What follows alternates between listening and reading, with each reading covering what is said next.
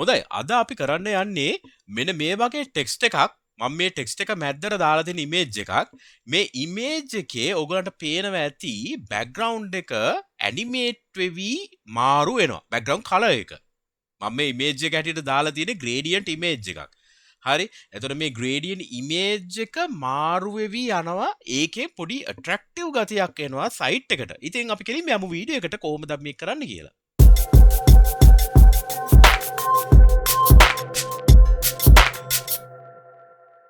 අයිබෝන් වගේ ෆ්‍රන්ට් යාලෝ හැමෝටම ඔබ මේක තුලා සිටින්නේ MCodes Frontend YouTube channel එකට. channel එකට අලුත් නම් දන්නවා කරන්න මොනවද කියලා. subscribe කරලා MCodes family එකට එකතු වෙන්න. හරි. අද අපි කරන්න යන්නේ මෙන්න මේ තියෙන MCodes කියන text එකට අපි මෙන්න මේ image එක දාන්න යනවා. ඔයාලට මතක ඇති මම මේ වගේ ටියුටෝරියල් එකක් කලින් ගෙනාවා. ඔව් ඒකත් දාන්න description එකේ. නමුත් අද කරන විශේෂත්වය තමයි මේ දාන image එක animate කරවන්නයි යන්නේ. අන්න ඒක. ඒකෙන් වෙන්නේ පොඩ්ඩක් අර background color එක පොඩ්ඩක් animate වෙද්දි attractive ගතියක් add වෙනවා. ඒක ගොඩක්ම ලස්සනයි.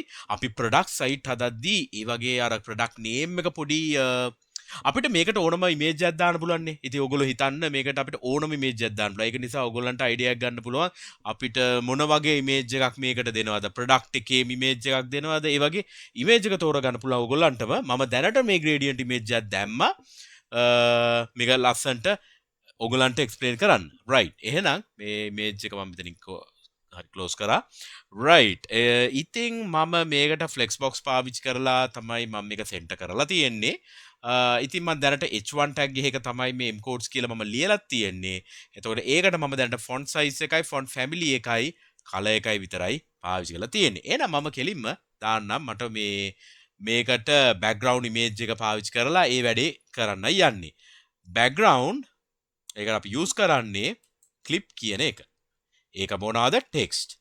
මම මේ ගැන ෆුල් වීඩියෝ එකක් ගෙනාවා මේ මම දැන් මේ කරන කීපය ඇනිමේෂන් එක ඇරෙන්න මම මේක දානවා ඩිස්ක්‍රිප්ෂන් එක ඔයගොල්ලන්ට ඒකත් බලන්න පුළුවන් ඊට පස්සේ වෙබ් කීට්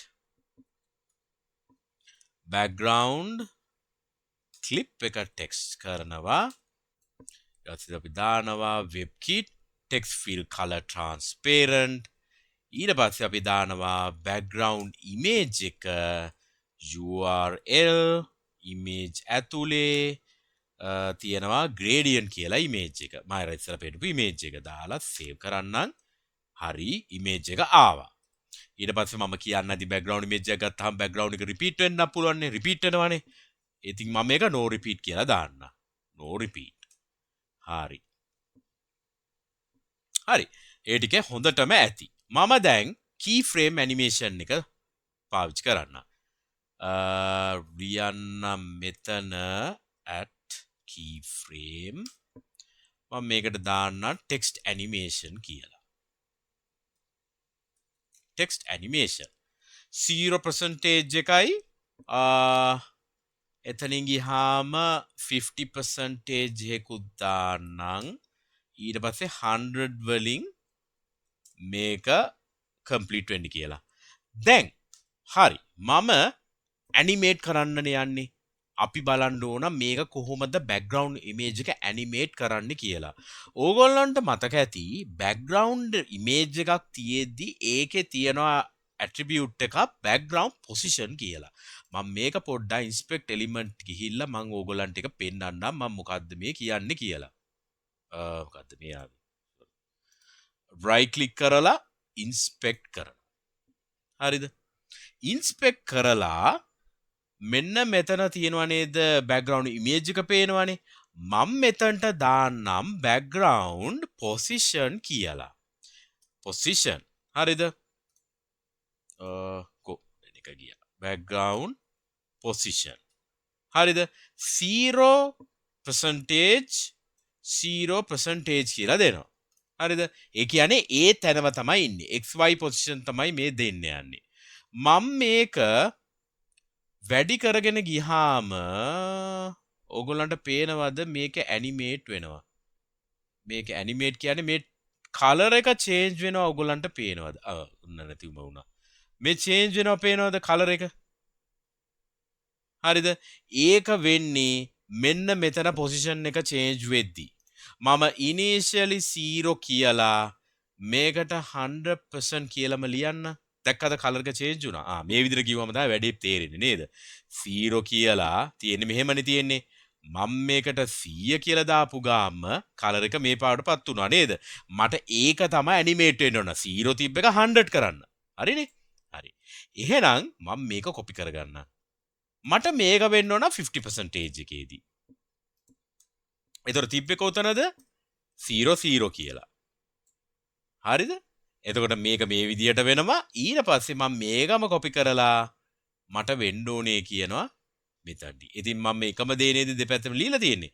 එහෙනම් මම මෙතන පුළුවන් කරා 0,100% කියලා. මට මේ ඇඩිෂනල් මේ එක්ස්ට්‍රා වගේ තියෙන එක මම කරනවා. මට වැඩක් නැහැ ඒක. දැන් මම මේක කරා කියලා මේක ඇනිමේට් වෙනවද? නැහැ. ඇයි ඒ? ඇනිමේට් කරන්න මම ඒක කෝල් කරේ නැහැ. මම කොහෙටද කෝල් කරන්න ඕනේ? මේක කෝල් කරන්න ඕනේ H1 එකේ මම background image කියපු තැනට. එතනට නෙමෙයි මේක වෙන්න ඕන. animation කියලා. ඔයගොල්ලන්ට මම anim කියලා ගහපු ගාම animation කියලා ඔක්කොම ලියන්න ඕනේ නැහැ. මෙන්න මෙතන තියෙන උඩ එක ක්ලික් කරන්න. ක්ලික් කරගාම animation name එක. මොකක්ද අපි දීපු නම? මේක. copy කරා මෙතන paste කරා. ඊට පස්සේ duration එක. මම කියනවා 5 second කියලා. 5 second duration එකක් දෙන්න. time in function එක. is in out. හරිද? delay එකක් ඕනේ නැහැ. ඒක මම මැකුවා. iteration count එක. infinite.